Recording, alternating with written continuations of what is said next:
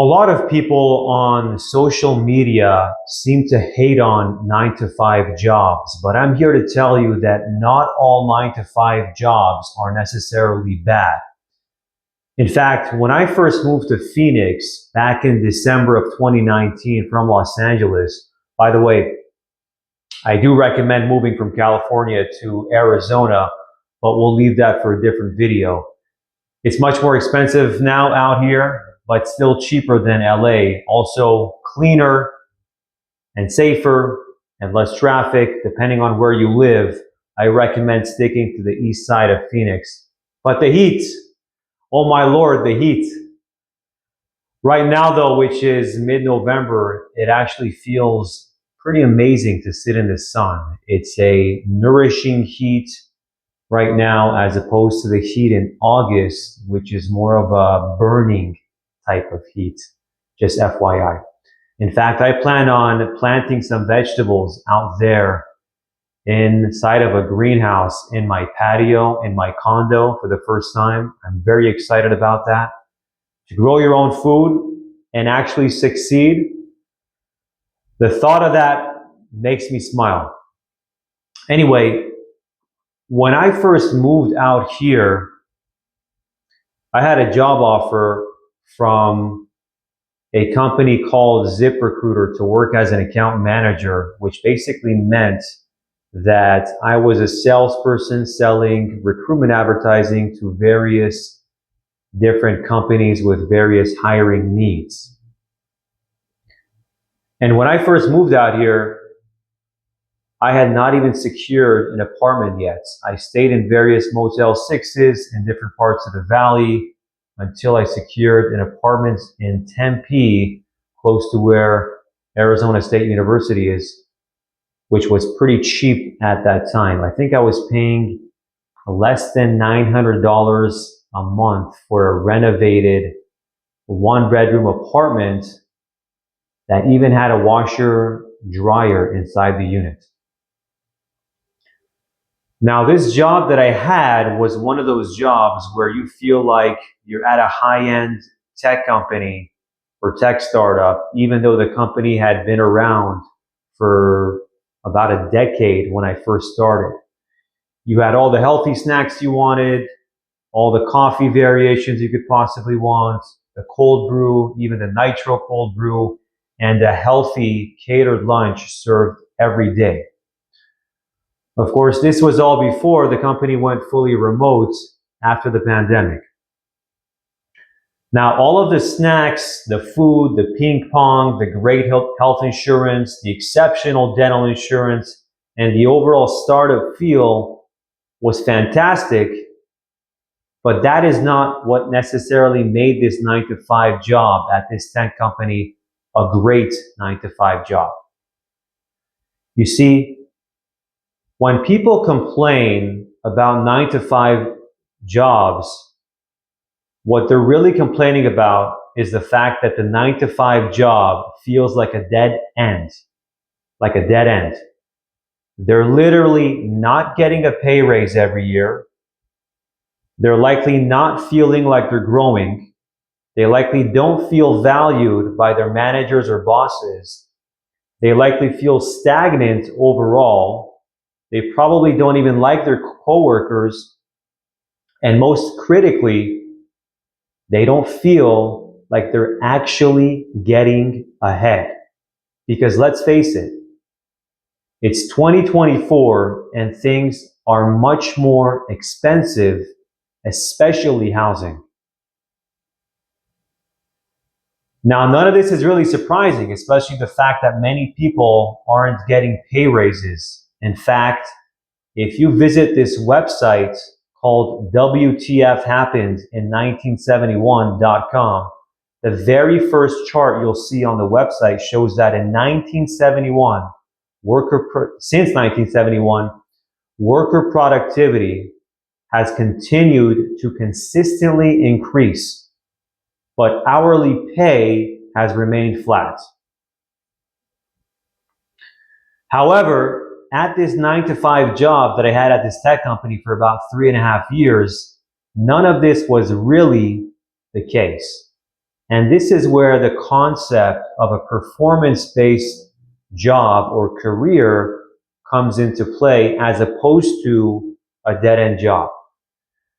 You see, at this position, I was given roughly 200 client accounts to manage. And by manage, I mean that I would build a bit of a relationship with these clients, find out if their job ads are performing, and ultimately try to upsell them on a more expensive advertising package if they had an urgent role to fill or a role that was hard to fill, such as something like an experienced civil engineer or a nurse practitioner. And here's the most critical point.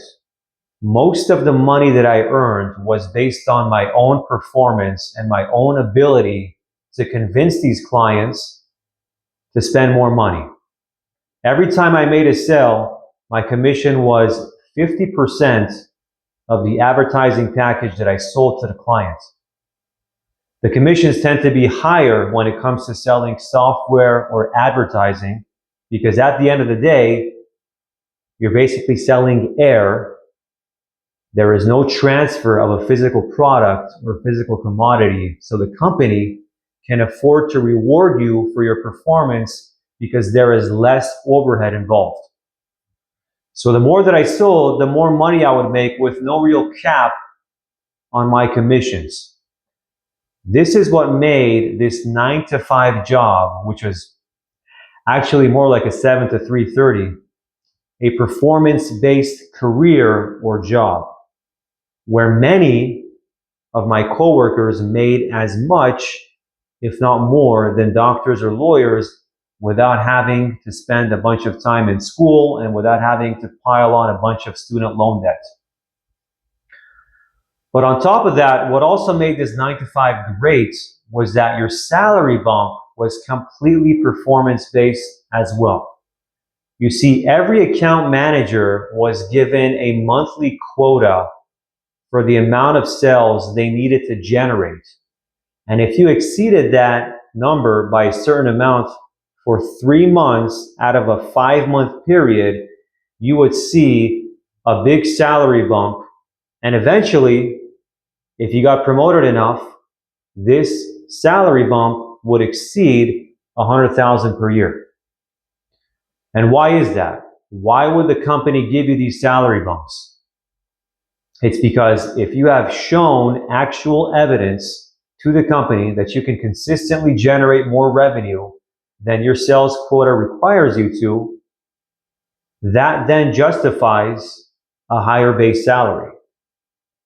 You will always be valuable to a company if you can generate more revenue than what you're ultimately being paid. So the takeaway from this is that if a company provides you with specific metrics that you need to achieve in order to ultimately make more money, regardless of who you are, how long you've been there, who you know, then that means that you're dealing with a pretty fair company that's providing you with a very fair means for actually leveling up in the company and making more money, instead of playing some kind of a politics game to get ahead. And this brings me to my next point. At this same company that I worked at as an account manager for roughly 3.5 years, there is something else that made it great. And that is that the managers and directors had a vested interest in making sure that I hit my sales quota and got better at my job. They had a vested interest in making sure that I hit my sales quota and got better at my job. Every week, and sometimes multiple times a week, we would have trainings on different topics that would make the sales team perform better, such as training on different talking points to use on sales calls to get clients to open up, or how to do a more thorough discovery to get the client to open up more about his true pain, or how to ask better questions. And these trainings were available to all account managers, not just new ones. And again, they were designed to make sure that we were all getting better and better at our jobs so that ultimately we could win more deals, make more money, and be more fulfilled. And it really didn't stop there. In addition to these trainings, what I also found really awesome about this rule was that every single sales call was recorded using a piece of software called Gong. And that piece of software would analyze every single sales call and actually quantify things like how many questions the sales rep asked, how patient the sales rep was, the ratio of how much the sales rep spoke versus how much the customer spoke, whether the sales rep actually used specific words or keywords or not, and so on and so forth. By the way, I was nearly always known as having the most number of questions being asked out of everyone else on my team. My sales manager would often joke with me about interrogating my clients, but again, this is something that the recording software helped my manager notice, which he then shared with me so that I could improve and make my questioning more interactive and less interrogative. And the last thing that made this particular sales job great was that I was surrounded by great salespeople that were better than me.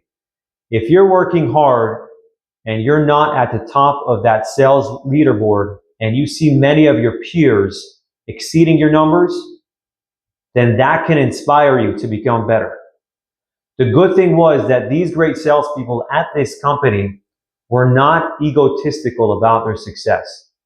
In fact, they were more than willing to share their knowledge with anyone in the department to help them become better. So to wrap things up, the overarching theme here is that if your 9-to-5 job or career is a job, if your 9-to-5 is a job or a career where your pay is largely based on performance, you have a career trajectory where if you hit certain metrics, your pay will go up. You feel like there is constant training and education to help you grow and become better.